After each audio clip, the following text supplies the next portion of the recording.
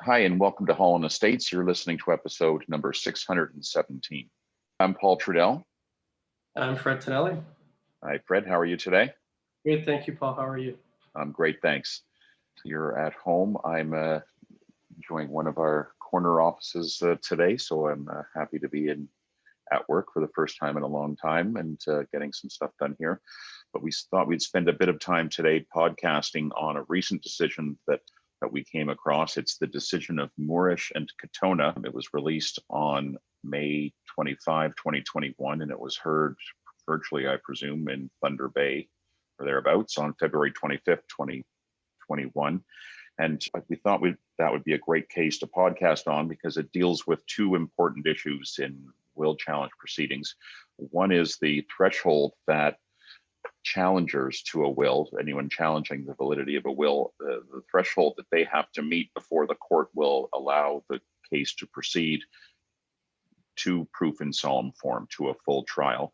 And the second issue that we're going to talk about and that the case addresses is the form of the order giving directions, and particularly the form of the order as it impacts on third parties. And in this case, the order provided for the examination of lawyers. The order giving directions addresses points that impact on the lawyers being examined and some safeguards for them. So we'll talk a bit about that.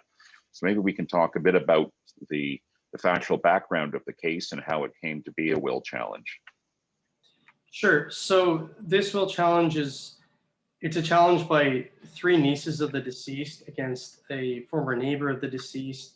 What happened was there was a 2014 will drafted that had cut out the nieces from the will and to the benefit of the neighbor, and the three nieces challenged the will on the basis of undue influence and capacity issues on this basis, as there were previous wills from 2011 and 2001 in which they were beneficiaries. Right. So the nieces who were cut out brought this will challenge. They argued that they would benefit under the prior will. A bit of a wrinkle on the prior wills. The prior wills were revoked or destroyed by the deceased or by the testator with the intention of revoking them. And there was an issue as to whether that resulted in an intestacy, and the nieces wouldn't take on an intestacy. And the neighbor argued that the nieces had no financial interest in the estate because of that. But the court said that the issue of revocation was an issue as well, and whether the deceased had capacity to revoke the wills by destruction at the time. And if she didn't, then those wills wouldn't be revoked. If the new will, the 2014 will, was invalid, those prior wills would come back into validity and would govern. So the neighbor, who was the beneficiary under the 2014 will, took the position that the nieces didn't meet the evidentiary threshold required in order to get the order giving directions, or in order to allow them to proceed with the will challenge. So the court went through the facts in some great detail in order to determine whether the nieces had met that initial threshold, and that threshold was is discussed in the SEPA decision and the Nuremberg decision, and that threshold is something that any will challenger has to get over before the courts will allow the expense and delay and inconvenience of a will challenge to proceed. In this case, the nieces had significant evidence, or they met the threshold of having some evidence that would call into question or call into question the validity of the will. And I think it's important to note that when you bring a will challenge, you should put, you don't have to put your best foot forward, and you don't have to prove the case. You just have to have that threshold of some evidence before you'll be allowed to challenge the will. And the nieces in this case had, some pretty substantial evidence. They had notes of a prior lawyer, and we're not sure how they got that, but they had notes of a prior lawyer who the lawyer who did the will, and they had some discussion of that.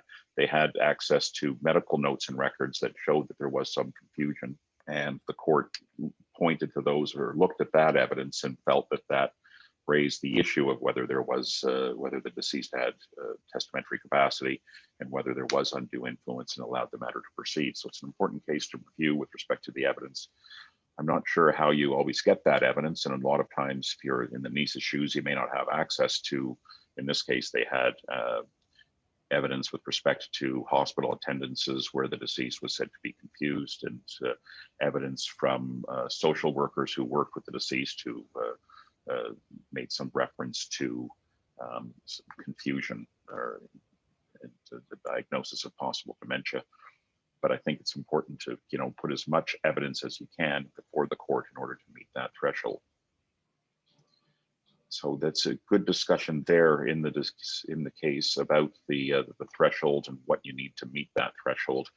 The second part of the decision that I think we'd like to discuss or touch upon is the order giving directions and the production of lawyers' files and examination of the lawyers who drafted the 2014 will and the prior will from 2011.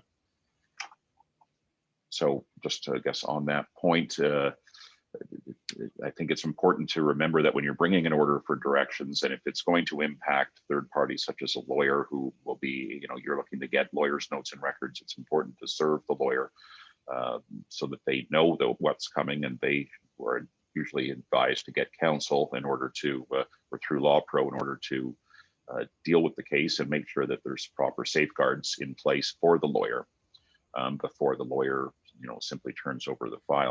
So in this case, the order provides that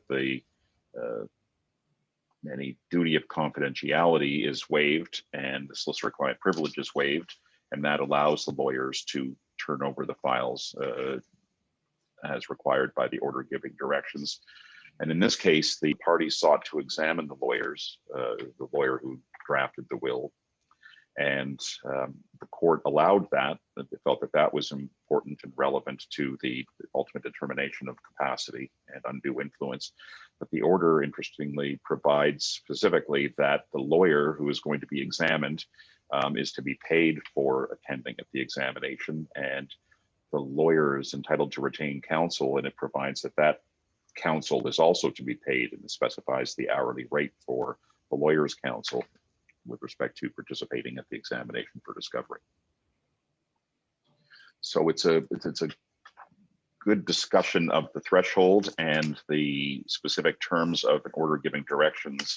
And I'm not sure if this case is on Canley yet. We were able to obtain it through Law Pro.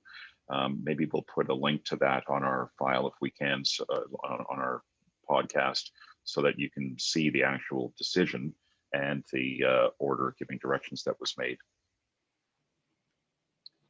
Okay, well, I think that takes us to the end of this podcast. We want to thank you for watching. And if you have any questions, please email us or visit our website and post a comment or a link or ask any questions that you have. And until next time, thank you very much for watching. I'm Paul Trudelle. I'm Fred Tonelli. Thank you then.